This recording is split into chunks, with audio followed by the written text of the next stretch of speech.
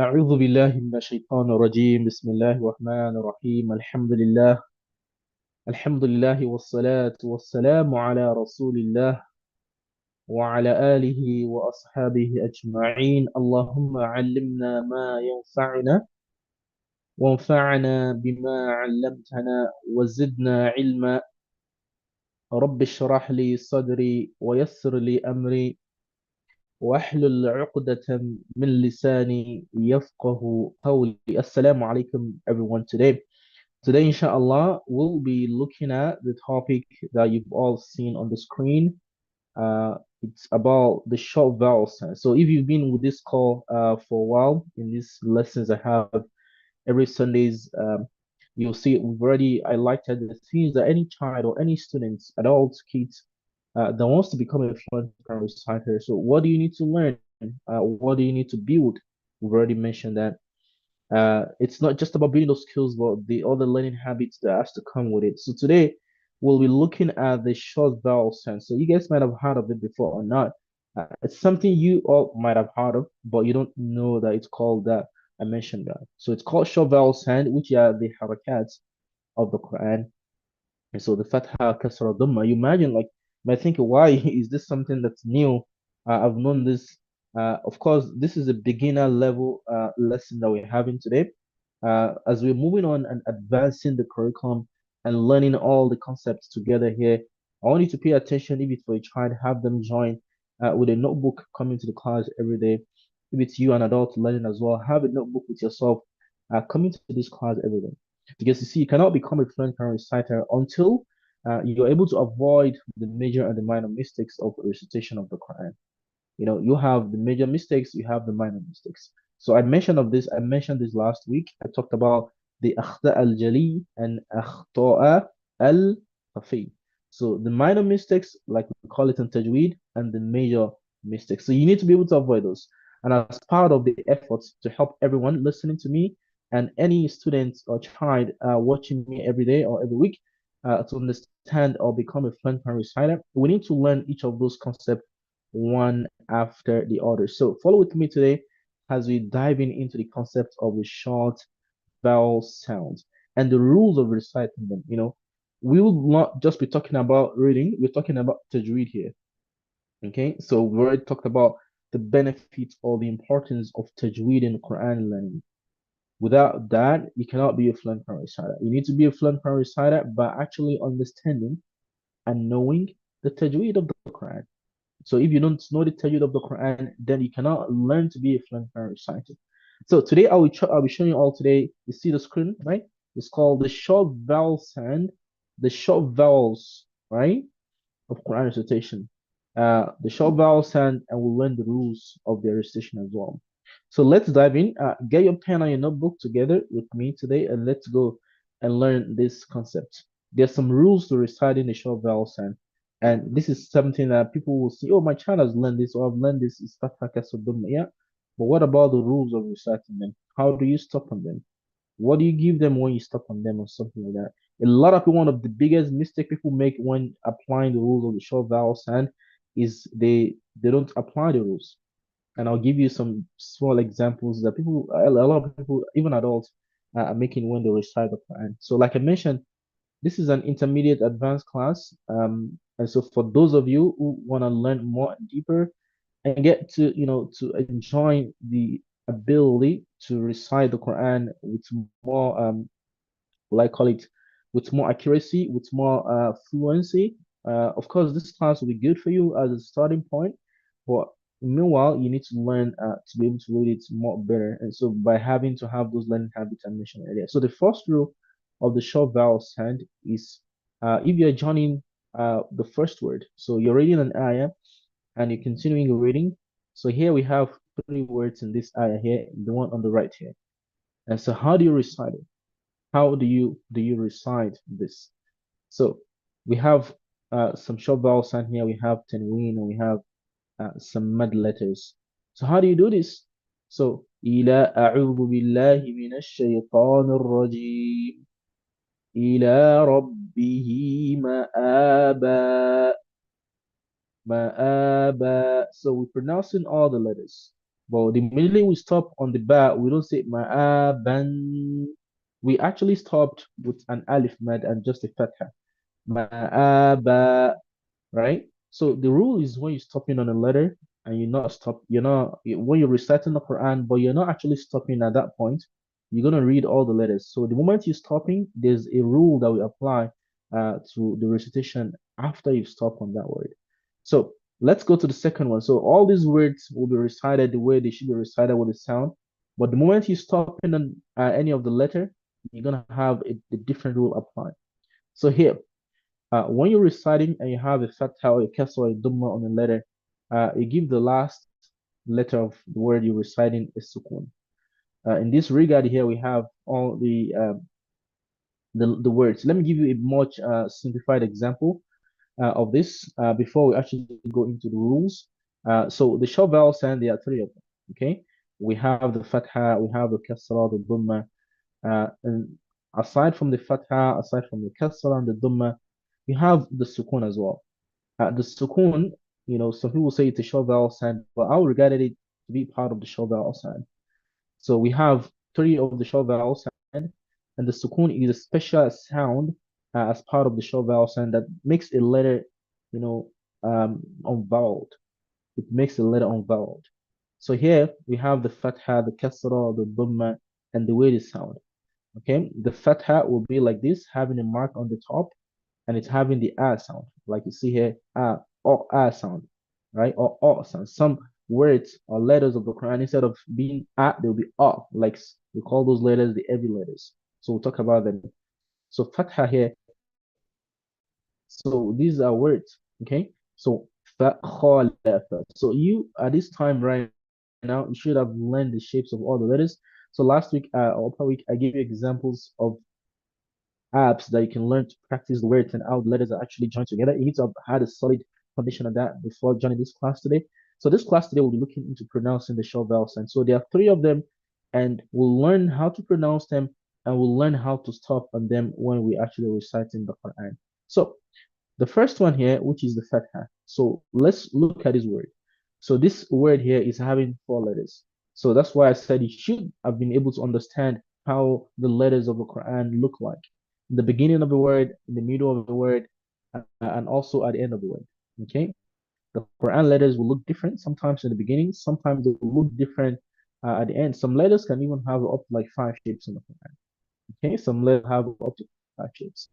So having those skills to learn that will actually help you to avoid Quran recitation jam, like is to call it. I call it Quran recitation jam. So meaning you're not getting stuck. You're not getting stuck reciting the Quran. You're not getting stuck reciting the Quran. So fa khalafa. So this is a kha inside after the fa. So fa khalafa. Fa khalafa. But wasa'ada, right? These are all sounds with the fatha. وقذف. So what we do in the program here, we don't have students actually start spelling. The spelling is done upward when we start learning the letters. So you don't spell here, you pronounce the phonics right away. وقذف, وخسف, وسلك, right? That's how you do it. Then وقعد, right? وزهق. If you see the screen, you can practice the rest of them. ووضع, so ووضع, فمكث, فخرج, and like that. So all the letters are having the R sound. Okay, so let's go to some examples. When we have the letters having kasra, which is the second short vowel sound, having the E sound. So E sound. So we don't have to be spelling غا فتح غا ضا فتح ضا كسر ضي با فتح با غاضبا. That's good, but that's not how you recite the Quran in the long run. You recite the Quran fluently and smoother. You cannot be spelling and reciting. So we in the program here, we understand the kids needs to learn the phonics right from the foundation. Not, of course, they can spell on their own inwardly, but they will not have to spell outside. So we practice this right in the third or fourth week of the class, having them learn to master the reading without spelling. So غاضبة, غاضبة. That's that one. The D is having the E sound. شريبة, شريبة, and that حسبة, right? وسع, وسع, and then you have يئس, So like one of the secret of the Quran letters is Hamza. Anytime Hamza is on top of any letter, so Hamza can have uh, an alif as a chair sitting on the alif. Can also even be at the bottom of an alif. It can also be on top of the ya.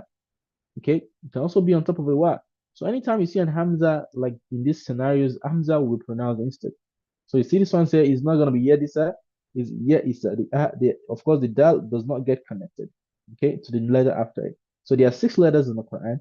These six letters, there are six of them. They never get connected. Although some say seven, six or seven. These letters, they don't get connected to letter after them. So I'll list those letters here. One, an alif. An alif never get connected to a letter that comes after it. So it can only get connected before, but not after. And we also have a dal can get connected before, but they don't get connected after. A dal also, they can get connected before, but they never get connected after. A raw, they can get connected before, they cannot get connected after them. A zain also can get connected before them, they cannot get connected after. Okay, and also a wa. So a wa is a letter that can get connected before it and not after. The other seventh one is the ta, this round ta, the ta al marbuta. Okay, so nothing will connect to it. Okay, so if it's gonna be connecting, it's gonna be forming this form, and that's why some say no, the ta is not part of it because we have the round, the ta al marbuta version that can get connected. So that's why I used to say there are six. So you see, this one, there's no doubt about them. They will never get connected before after. They can get connected before, but they will not get connected after. So here, some students will make the huge mistake of saying yeah, and they will be confused to pronounce this one as a dal. Of course, it's not a dal because a dal will never get connected after it. It can get connected before, but not after, right? A dal will never get connected after. So this is an hamza. So meaning an hamza is using uh this shape here as a base or as an hanging point to connect the word. Yeah, Isa. So this is Nasiya. So we mentioned the letters 2 weeks ago. The ya has like five shapes. So you can have a ya that looks like this. You can have a ya that will not have anything. You can even have a ya that look like this. So you guys will see that.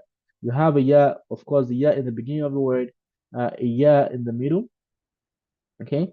You also have a ya, all right, in the middle and like this. So these are the five shapes of ya. Okay. A ya in the beginning of the word, in the middle of the word, and at the end of word. So yeah is this one here. So this is nasiya. So this will not be zasiya. Na. So the noon is the one that's here, not the zal. Okay, a lot of students will make that mistake and call this letter idal. So it looks like a dal, but it's never one. Because why? It's getting connected to something after it, and because of that, it will not be a dal. And the very closest letter is a noon. So these are the really challenge a lot of students face in learning Quran. They're getting stuck with Quran recitation because they find it hard to distinguish between the shapes of the letters. So, and once you have this huge problem, reading and fluently reading will be a big, huge issue. And that's why you'll be so very slow because you cannot have a 3,000 K feet of what you're going to read. So, when you're reading the Quran, you should be able to scan across the words in seconds and know how to pronounce them before you actually pronounce the word. And so what will make you be able to do that is the knowledge of the letters. And then you have the sound of it, known and how to pronounce them. So shahida, so this is a ha. The ha will have almost five shapes as well. Safiha, right? And so let's go into checking on the Dhamma, which is another short vowel sound, which is the having the u sound. The Dhamma, of course, we all know how it looks like. The Fatha, Kasrah, Dhamma, these are the short vowel sound. Why are they even called short vowel sound? Why is the Fatha, Kasrah, Dhamma called short vowel sound? The basic answer is because they are short, pronounced shortly within a second, within a count. Because once you start pronouncing a letter like this, wa, fu, ti, ha, ti, you're not pronouncing the short vowel sound of those letters anymore. You've already started elongating the letters because the count of short vowel sound will be just brief. One count. Wa futihati, la ajidu, adudaka. So a lot of students who are starting to learn the Quran, they will be so slow and saying kalimatu, pronouncing wrongly. So this is the challenge because they are actually reading incorrectly. They are putting med in what there's no med. Like let's look at this example here. Okay, la ajidu, right? All the short vowel sound is complete here, and a lot of people will get confused about this lam as well. So this is an lam. Okay, what letter is this? A lam and having an alif. A lam, right, and an alif, but the alif is having hamza, so the hamza will pronounce instead. It's having the r sound. La ajidu ahadahum عضدك فبصرك عملك أعيذك and like that. So this had the sounds, short vowel sound, the fatha, the kasra sound, the dhamma sound, and they are called short vowel sound. Why? Because you need to stop on them. You need to stop on them, and when you stop on that, so you need to be brief on them with just one count. So you don't pronounce them too much. You don't pronounce them too much. We're gonna have some examples, and maybe inshallah next time, we're gonna learn about some sukun and the rules of sukun. Let's do some practice and reading.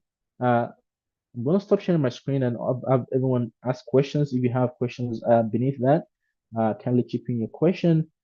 Let's know if you have any question at the bottom there. So if you're really excited about this opportunity and having your kids learn the Quran and become a fluent Quran reciter, uh, type Quran beneath this video, and we can reach out to you to give you more details about the program. So I'm going to share some hints here, which will be the summary of my talk right now. Three things that you need to learn from this session today is that we have different kind of vowel sound in the Quran. So we're talking about the short vowel sound today.